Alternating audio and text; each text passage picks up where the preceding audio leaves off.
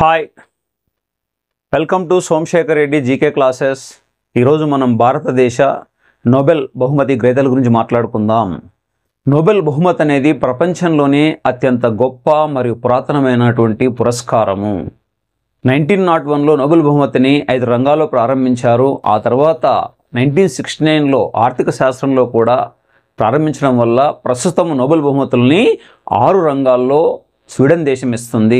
ఒక్క నోబెల్ శాంతి బహుమతిని మాత్రమే నార్వే రాజధాని ఓస్లోలో ప్రదానం చేస్తారు. మిగిలిన 5 పురస్కారాలను కూడా స్వీడన్ రాజధాని స్టాక్హోమ్లో ప్రదానం చేస్తారు. అయితే ఇక్కడ మనం ముఖ్యంగా గుర్తుంచుకోవాల్సింది భారతీయ గ్రహీతల గురించి మనం గుర్తుంచేసుకోవాలి. మొత్తం ఇప్పటి వరకు 9 మంది భారతీయులకు నోబెల్ బహుమతి లభించింది. అందులో మొట్టమొదటి వ్యక్తి రవీంద్రనాథ్ ఠాగూర్. ఈయన మొట్టమొదటి భారతీయుడు మాత్రమే కాకుండా మొట్టమొదటి ఆసియావాసి. ఈయనకు 1913లో సాహిత్యంలో నోబెల్ బహుమతి లభించింది. ఆయన చేసినటువంటి గీతాంజలి రచనకు గాను ఆయనకు 1913లో నోబెల్ బహుమతి లభించింది. అలా భారతదేశం నుంచి నోబెల్ బహుమతి పొందిన మొట్టమొదటి వ్యక్తిగా మాత్రమే కాకుండా మొట్టమొదటి ఆసియావాసిగా రికార్డుకు ఎక్కిన వ్యక్తి రవీంద్రనాథ్ ఠాగూర్. తర్వాత సివి రామన్ రెండవ వ్యక్తి వచ్చేస్తే సివి రామన్. ఒక గొప్ప భౌతిక శాస్త్రవేత్త, రామన్ ఫలితాన్ని కనుక్కొని ప్రపంచానికి అందించిన వ్యక్తి. ఈ 1928 ఫిబ్రవరి 28న రామన్ ఫలితాన్ని ఆవిష్కరించారు. ఆ తర్వాత 1930లో ఈయనకు భౌతిక శాస్త్రం నోబెల్ బహుమతి లభించింది. భారతదేశం నుంచి నోబెల్ బహుమతి పొందిన మొట్టమొదటి శాస్త్రవేత్త అంటే సివి రామన్ అని చెప్పాలి. తర్వాత మూడవ వ్యక్తి హరగోవింద్ ఖురానా. భారతదేశంలో జన్మించి భారతదేశం చదువుకొని ఆ తర్వాత అమెరికాలో స్థిరపడి అక్కడే పరిశోధనలు చేసి వైద్యశాస్త్రంలో కృత్రిమ జన్యువుని ఆర్టిఫిషియల్ జీన్ను కనుక్కున్నందుకు గాను ఈయనకు 1968లో నోబెల్ బహుమతి వైద్యశాస్త్రంలో లభించింది.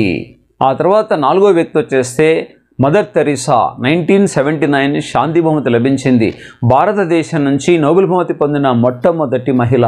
ఆల్బేనియా దంపతులకు ఈమె యుగోస్లావియాలో జన్మించినప్పటికీ ఏంటంటే ఆమె భారతీయ పౌరురాలు కాబట్టి మనం భారతదేశ వ్యక్తిగానే మనం పరిగణిస్తాం.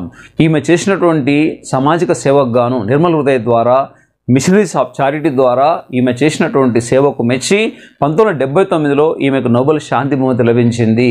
5వ వ్యక్తి వచ్చేస్తే సుబ్రహ్మణ్యం చంద్రశేఖర్. 1983 భౌతిక శాస్త్రం లభించింది.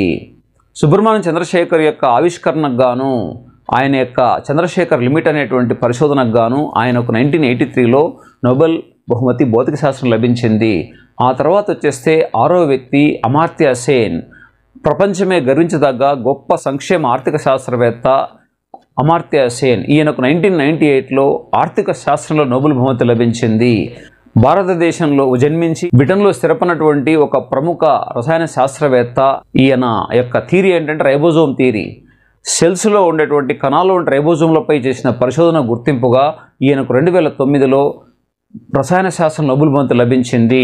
ఆ తర్వాత కైలాస్ సత్యార్థి బచ్పన్ బచావో ఆందోళన అనేటువంటి సంస్థను స్థాపించి మధ్యప్రదేశ్లోని విదిశా అనే ప్రాంతం నుంచి 30 సంవత్సరాలకు పైగా ఈయన చేసినటువంటి బాలకార్మిక నిర్మూలన వ్యవస్థ కోసం పనిచేసినందుకు గాను ఎంతోమంది బాలకార్మికులు కాపాడడము, చిన్నపిల్లల వివాహాలు చేసుకోకుండా అడ్డుపడడం వల్ల, అంటే బాల్య వివాహాలను అడ్డుకోవడం వల్ల అతి పిన్న వయసులో నోబెల్ బహుమతి పొందిన వ్యక్తిగా రికార్డు సాధించిన మలాలాతో కలిపి సంయుక్తంగా 2014లో నోబెల్ బహుమతిని పంచుకోవడం జరిగింది.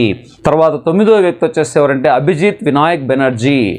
అంటే పేదరిక నిర్మూలన కోసం ఈయన ఆర్థిక శాస్త్రంలో కృషి చేసినందుకు గాను, పావర్టీ ఎలివేషన్ ప్రోగ్రాం కోసం కృషి చేసినందుకు గాను 2019లో ఆర్థిక శాస్త్రంలో ఈయనకు నోబెల్ బహుమతి లభించింది. ఇలా మొత్తం 9 మందికి భారతదేశం నుంచి నోబెల్ బహుమతి లభించింది. అందులో 2 ఆర్థిక శాస్త్రం, 2 భౌతిక శాస్త్రం, 2 శాంతి బహుమతులు. సాహిత్యం వచ్చేస్తే రవీంద్రనాథ్ ఠాగూర్. ఆర్థిక శాస్త్రం కాకుండా మనం రసాయన శాస్త్రం ఒకరికే లభించింది, వైద్య శాస్త్రం ఒకరికి లభించింది. అయితే నోబెల్ బహుమతి పొందిన భారత సంతతి బ్రిటిష్ పౌరుడు ఎవరంటే విద్యాధర్ సూరజ్ప్రసాద్ నైపాల్. ఈ 2001లో సాహిత్యంలో లభించింది. ఇవి ముఖ్యంగా భారతీయ నోబెల్ బహుమతి గ్రహీతల గురించి గుర్తుంచుకోవాల్సిన విషయాలు.